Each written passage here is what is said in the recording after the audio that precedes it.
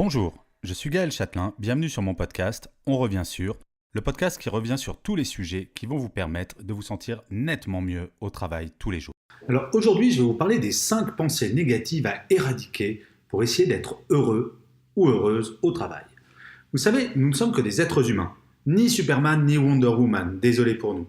Et pourtant, nous nous mettons une pression de dingue pour être au top en permanence. La semaine dernière, je vous parlais de nos défauts et comment ces derniers pouvaient être un véritable atout pour notre carrière. J'ai eu beaucoup de commentaires sur cet article. Des sympathiques, des qu'il était nettement moins, des commentaires dubitatifs ou des franchement convaincus. Mais dans tous les cas, j'ai bien vu que cette question des défauts était importante. Et je sais à quel point c'est difficile de lutter contre nos défauts. Et c'est pour cela que cette semaine, je voulais vous donner des moyens très concrets pour lutter contre vos défauts. Alors attention, je ne vais pas vous transformer en femme ou en homme parfait, je n'aurai jamais cette prétention, j'adorerais mais ce n'est pas vraiment possible. Mais par contre, je vais vous proposer 5 moyens pour lutter contre vos pensées négatives. Ce ne sont pas vos défauts qui vous empêchent d'avancer, ce sont les pensées négatives qu'ils génèrent. Alors, première pensée négative, je ne suis pas reconnu à ma juste valeur. Ah, ça arrive super souvent. Et que ce soit par notre boss, notre équipe, nos pairs, le besoin de reconnaissance est quelque chose de central dans notre motivation. Je ne dirai jamais le contraire, c'est hyper sympa quand notre travail est reconnu. Mais franchement, vous ne trouvez pas très risqué de tout baser sur la bienveillance de notre entourage ? Je vous propose un tout petit exercice. Tous les jours, en fin de journée, notez dans un cahier la chose dont vous êtes très fier aujourd'hui. Quelque chose que vous avez bien réussi au travail. Travaillez avant tout l'estime de soi, apprendre à s'envoyer des fleurs avant que quelqu'un ne vous en offre. Je vous assure, c'est beaucoup plus rapide et beaucoup plus efficace. Vous verrez petit à petit, vous serez de plus en plus positif. Et comme par magie, votre entourage le verra. Et franchement, c'est aux personnes positives qu'on envoie des fleurs, jamais aux personnes qui doutent. Deuxième pensée négative.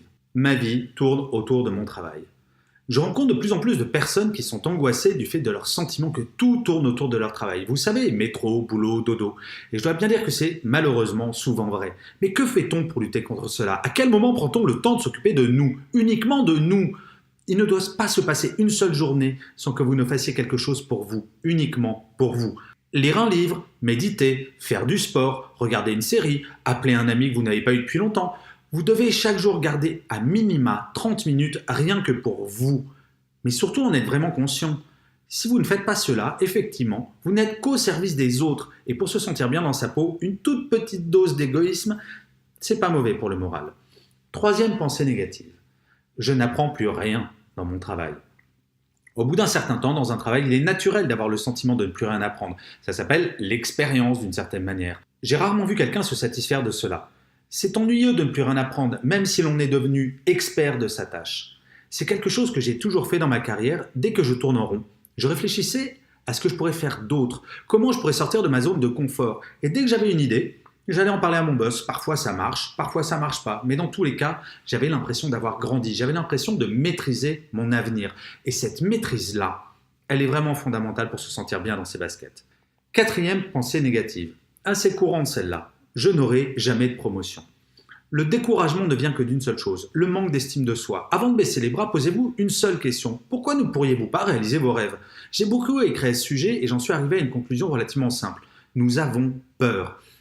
Peur de l'échec souvent. Alors je ne dis pas qu'il suffit de vouloir pour pouvoir, mais par contre une chose est absolument certaine, si on ne se bat pas pour quelque chose, on ne l'obtiendra absolument jamais.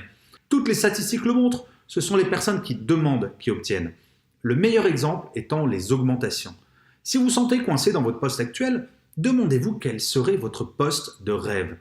Peut-être qu'il n'existe pas dans votre entreprise actuelle, auquel cas commencez à le chercher ailleurs. Et si vous ne savez pas vraiment ce que vous voulez, vous avez des organisations absolument géniales, dont une qui s'appelle l'Avarap. Alors ça s'écrit A-V-A-R-A-P. C'est une association qui va vous aider à découvrir ce que vous avez vraiment au fond de vous.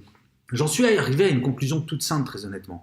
Nous n'exploitons qu'une toute petite partie de notre potentiel et il ne tient qu'à nous de le réaliser. Et vous verrez, rien que le fait de commencer à lancer le mouvement vers ce que vous voulez vraiment, ça va vous mettre d'une bonne humeur de dingue du matin au soir. La cinquième pensée négative, je n'ai le temps de rien faire. Je ne sais pas pour vous, mais il m'est arrivé d'avoir le sentiment de ne plus avoir la maîtrise de mon propre temps. Entre le travail, la famille, les transports, il ne me restait pas une seule minute à moi. Mais ça, c'était vrai jusqu'au moment où je me suis aperçu que je me mentais à moi-même. Ce n'est pas que je n'avais pas le temps, c'est que je ne prenais pas le temps.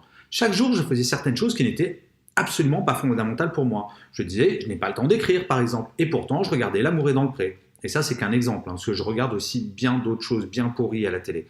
C'est une question de choix, d'arbitrage. Nous avons toutes et tous quelque chose en commun. Nos journées ne font que 24 heures. Certaines choses sont impératives, d'autres optionnelles.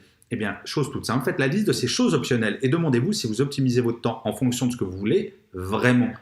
Une fois que cette liste est faite, remplacez quelque chose d'inutile par quelque chose qui vous tient véritablement à cœur. Et vous verrez, c'est incroyable comme vos projets divers et variés vont progresser. En conclusion, bien sûr qu'il n'y a pas de recette pour être heureux. Si on en avait une, ça saurait, et très honnêtement, je pense que je roulerais sur l'or en la vendant. Par contre, chasser nos pensées négatives ne peut avoir qu'un impact positif sur notre bien-être. Je ne suis pas très fan du French bashing et pourtant il faut bien le reconnaître, nous adorons râler, nous les Français. Et je peux vous le garantir, à force de rencontrer un très grand nombre de personnes, qu'à partir du moment où on se met en mode action, tout va mieux. Plutôt que de subir, il faut agir. La pensée positive, ce n'est pas un concept fumeux. Se dire que l'on peut tout faire, tout obtenir, c'est la première étape pour véritablement le faire. Alors, vous commencez quand ? En tout cas, merci de m'avoir écouté et je vous souhaite une excellente journée extrêmement positive. Allez, au revoir. N'hésitez surtout pas à vous abonner à ce podcast, à le partager sur vos réseaux sociaux. Et si jamais vous voulez en savoir un petit peu plus sur le bien-être au travail, la bienveillance au quotidien, faites un petit tour sur mon site web www.gchatelain.com.